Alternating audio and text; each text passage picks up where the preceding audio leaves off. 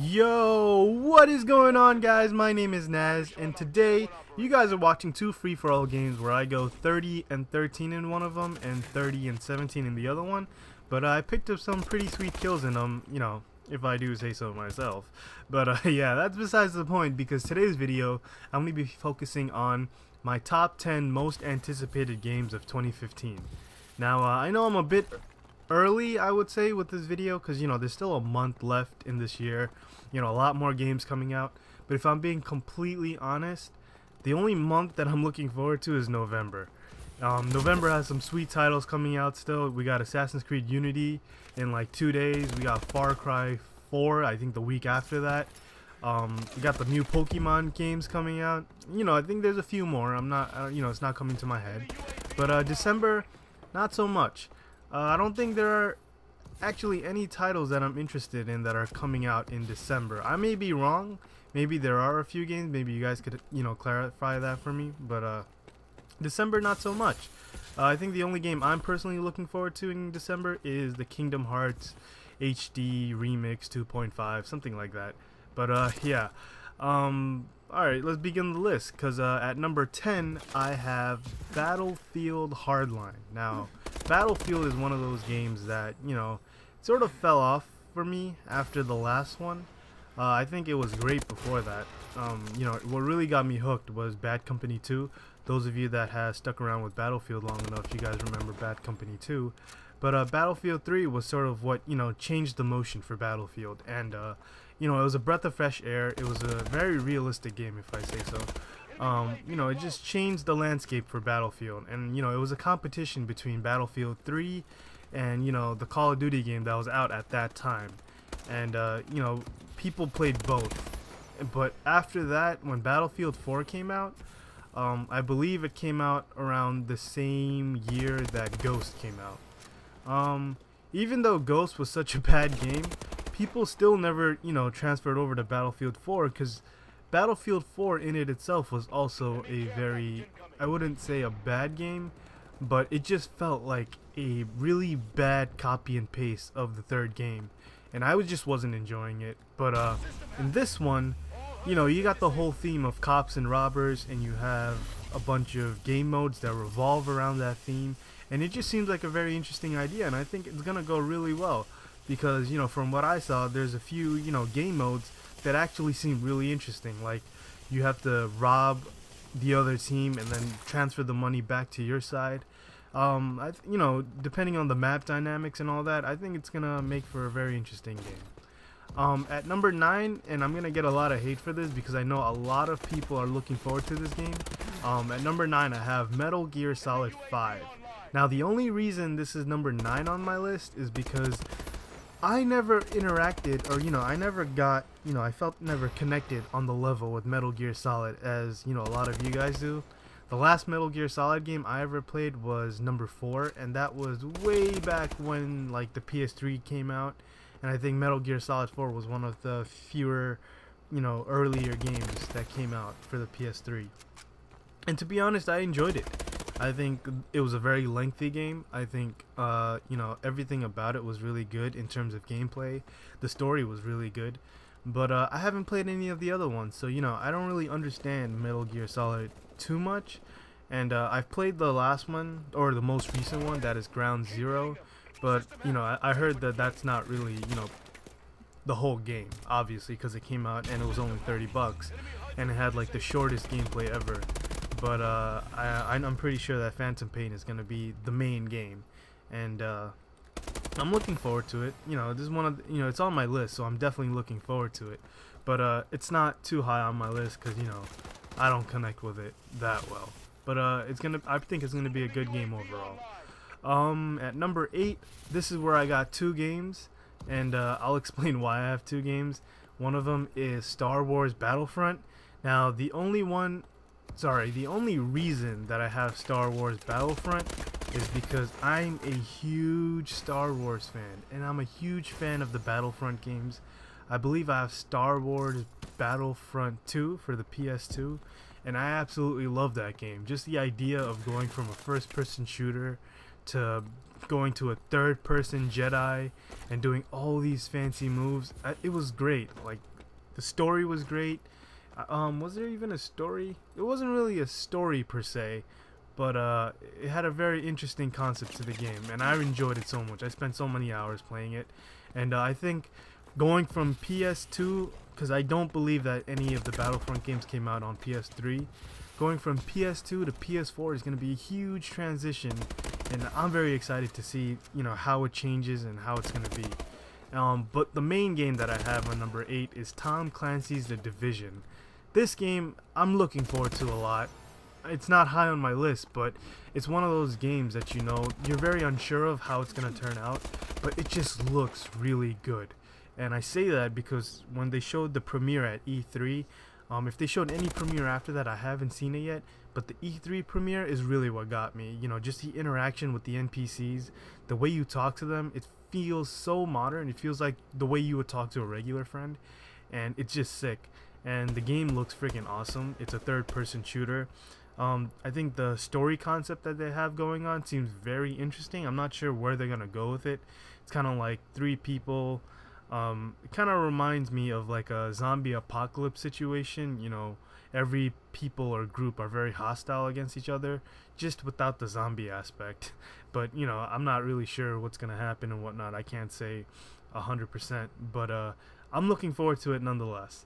Number 7 is Dying Light. Now, if any of you guys know me, you guys, and if you've seen my previous video, you know that I absolutely love zombies. Like, zombies is probably on my top 3 list of favorite themes in anything, not just video games, just in general. Like, I freaking love zombies, and I can't explain it enough. I think The Walking Dead is one of my favorite shows ever that I've ever watched, and if you guys are watching it now, you know how good it is. But, you know, Treyarch, when they released their, you know, zombie modes in Call of Duty, that was always something that I look forward to every other year, and I would always buy the DLCs for those, because, you know, I can't, if you have zombies in a game, it's sold. I'm gonna get it. And this is one of those games that just seems like a very apocalyptic, you know, you're in a situation, and, you know, you're in a, it's an open world game, and it kind of reminds me of Dead Island, but, you know, it has a feeling of some other games. I wouldn't say it's exactly like Dead Island. Feels a lot better than Dead Island. But yeah, this is one of those games where, you know, the dynamic changes from day to night. The zombies become more lethal, becomes more dangerous, and it's an open world, so it's kind of like Skyrim a little bit. You gotta work with what you got, and it just seems like an awesome game. And if you guys love zombies, I think you'll enjoy this game just as much as I'm looking forward to it. At number 6, I have a game that I think a lot of PlayStation fans are looking forward to, and that's The Order 1886. Now, this is a PS4 exclusive game, but actually there is no but. PS4 rules. Xbox sucks. I'm just kidding. Actually, I'll always be a PlayStation fan over an Xbox fan, but Xbox doesn't suck. I love Xbox. But yeah, this is gonna be one of those games that are very similar theme to zombies, but it's gonna be, I'm not really sure if they're zombies. They kind of look more like creatures to me than zombies, but nonetheless, it looks very interesting, and it kind of reminds me of The Last of Us. And I've been hyped for this game ever since the cinematic came out, and the cinematic is sick. It kind of reminds me of like a revolutionary time era with like modern technology. It's very trippy, but it looks very cool, and I'm looking forward to it, and I think it's gonna be really dope. At number 5, I have The Witcher 3: The Hunt. Now, this game looks freaking sick from the 30 minutes of gameplay that I saw. If any of you guys have played Skyrim, you know how big the map is on Skyrim. This game is gonna be 5 times bigger than Skyrim. 5 times bigger. That is just mind-blowing. And, you know, I'm a big fan of MMORPGs. I'm a fan of RPGs in general. I like open world. I like swords. I like customizing your character. I like looting. And this looks like it's gonna be everything in one, and it just looks awesome. And the graphics are freaking amazing, and I'm looking forward to it. And if you guys like RPG games or MMOs, and you guys like swords and like, you know, medieval time era type stuff with like sorcerers and shit, I think you guys are going to enjoy this game just as much as I'm looking forward to it as well. At number 4, I have Batman Arkham Knight. Now, I love Batman. I love the movies. I love the comics. I love the cartoons. But above everything else, I love the video game series. Asylum, City, and Origins. I enjoyed all 3 of them. My favorite one was City, of course. City was nothing top City in any of the Batman games. But this one looks like it's going to be better. And from what I heard, the map is going to be, you know, I'm not sure the exact number, but it's going to be a lot larger than what it was in Arkham City. And that's also mind-blowing as well, because Arkham City was pretty big. It wasn't that big, but it was pretty big. And the graphics look so much better. I think it's going to run on 60 FPS, and that's crazy. I think it's going to be crazy. The game's going to be crazy. Everything about this is going to be crazy. And if you guys love Batman, you guys are going to love this game. And I think it's going to be really good. Now, you know, this is very opinionative, and, you know, I'm just stating what I think is going to happen. But overall, I do think all of these games are going to be very, very good. And, you know, they will have some critiques on them. But overall, as a game, I think they're going to be amazing. Now, moving on to my top 3. I don't want to explain this too much because one of them is self-explanatory. And the other 2 is, you know, a bit shocking. But, you know, it's kind of my personal choice. At number 3, I have Evolve. Now, a lot of people have seen gameplay of Evolve already. I believe it's the beta, not the actual game. I think the actual game is coming out next year.